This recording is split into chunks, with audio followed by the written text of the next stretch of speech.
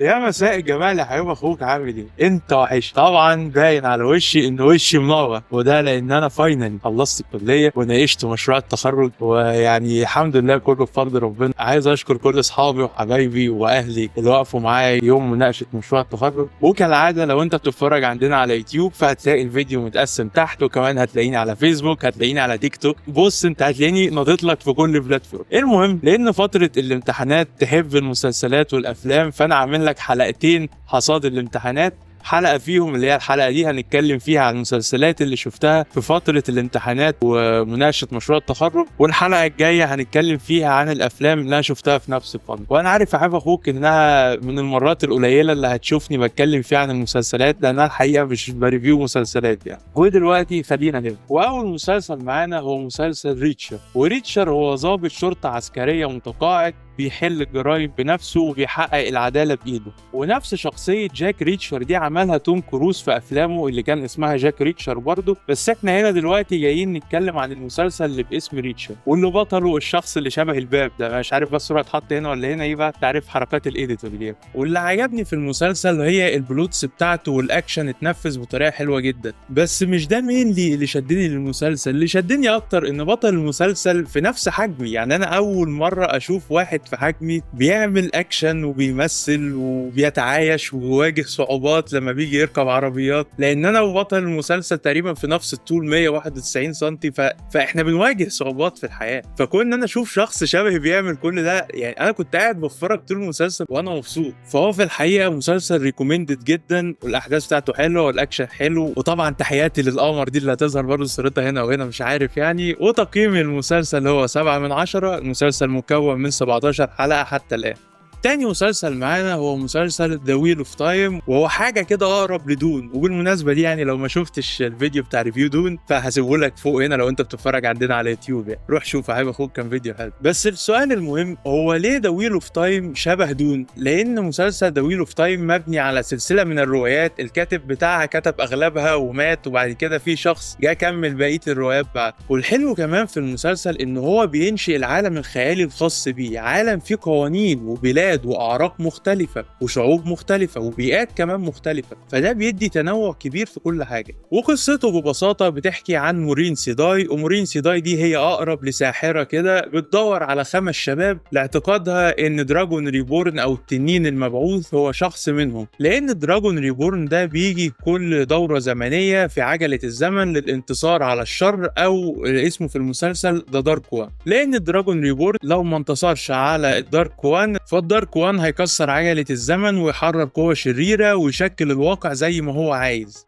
فبمعنى أصح الحياة هتفسد. يمكن أحداث المسلسل هتبدأ بطيئة شوية، بس اصبر عليه هتلاقي وتيرة الأحداث بتتصاعد بسرعة. وكمان عالم المسلسل هيعجبك جدا، خصوصا إن السي جي آي حلو قوي ومصروف عليه من أمازون، فهو بصريا مبهر. وتقييمي للمسلسل هو 8/10، والمسلسل مكون من 21 حلقة حتى الآن. وتالت مسلسل معانا هو مسلسل سايلو لحبيبة قلبي ريبيكا فيركسون. يعني الواحد كان بيتفرج وعينه بتطلع قلوب يعني الحقيقة. المسلسل بيحكي عن ان في كارثه ضربت كوكب الارض، والبشر اضطروا ان هم يعيشوا في صومعه تحت الارض، والصومعه دي بتكون مكونه من طوابق، كل طابق ليه دور معين في المجتمع، والبشر عايشين جوه الصومعه دي عشان تحميهم من الجو التوكسيك اللي براه. وعقوبة الإعدام جوه الصومعة هي حاجة اسمها الخروج للتنظيف، وفيها بيبعتوا الشخص اللي محكوم عليه بالإعدام بره الصومعة عشان يواجه مصيره المجهول. وريبيكا فيرجسون اللي اسمها في المسلسل جولييت نيكولز فضلها بيسوقها انها تعرف ايه العالم اللي بره الصومعه وايه اللي بيحصل بره الصومعه، لان اداره الصومعه مخبيه على السكان ايه اللي بيحصل بره. فهو مسلسل من نوعيه الديستوبيان ساينس فيكشن، وهو مسلسل ريكومندد جدا جدا جدا جدا وعجبني شخصيا. وهو مبني على 3 روايات. وتقييمي لمسلسل سايلو هو 9/10،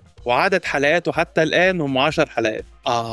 المسلسل بقى الرابع ده أنا شخصيا بحبه، لأن هو كان فيه بوتنشال إن هو يكون مسلسل عظيم، وهو مسلسل تايمليس. وهو بيحكي عن إن مجموعة من المجرمين بيسافروا بالزمن عشان يغيروا أحداث تاريخية لأسباب أنا مش هقولها لك عشان الحرق. بس أبطالنا ال3 بيسافروا ورا المجموعة الإجرامية دول عشان يمنعوهم من تغيير التاريخ ويفضل التاريخ زي ما احنا عارفينه دلوقتي. الحلو في المسلسل ده إنه كل حلقة بياخدك لزمن زمن مختلف تماما لاحداث مختلفه وازياء مختلفه وبيئه مختلفه واسلحه مختلفه، فكل حلقه هي حرفيا رحله خلال الزمن. فعلى الاقل في اول المسلسل كل حلقه كانت بتاخدنا لحدث significant في التاريخ. يا راجل ده احنا قابلنا السير ايان فليمنج ايام ما كان جاسوس خلف خطوط العدو في الحرب العالميه. لو ما تعرفش، فالسير ايان فليمنج ده هو الشخص اللي كتب شخصيه جيمس بوند ورواياتها وكل حاجاتها. وشفنا كمان شخصيات مهمه زي الكابون، او شفنا احداث مهمه زي محرقه سيلم للساحرات، وشفنا هوليوود في الاربعينات وكينيدي وهو صغير.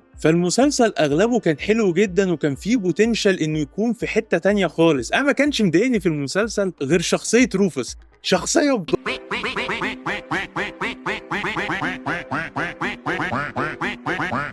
المهم ان تقييم المسلسل هو 7.5 من 10، ومسلسل مكون من 27 حلقة. كنت مستني منه اكتر من كده بكتير. خامس مسلسل معانا والاخير، وهو الاعظم والاحلى والاجمل في السلسلة دي كلها، وهو ريواتش الحقيقة، وهو مسلسل الاسطورة، وهو اللي بنيت عليه شخصيتي في مناقشة مشروع التخرج. ايدك يا امين خالد.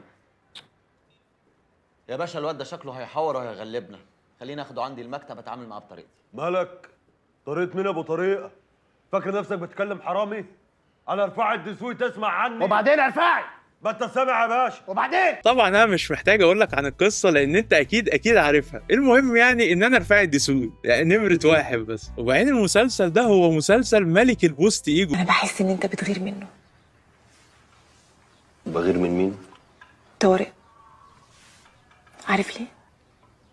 عشان انا اتجوزته هو وسبتك انت. طارق. ايه يا حبيبي؟ ميه عشان شرقت. تؤمر ثانية واحدة. يعني انت عايز ايه هو هيكون موجود في المسلسل. عايز رومانسيه، علاقه رفاعي في حنان. ايه ده؟ حنان، كل سنة وانت طيبة.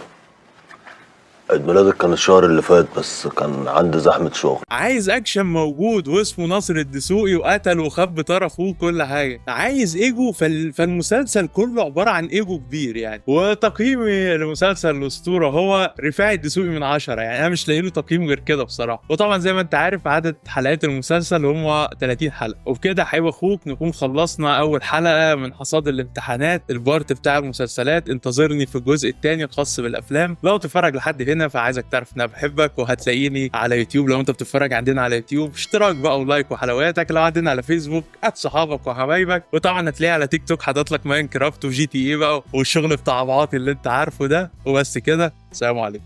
قفل يابا.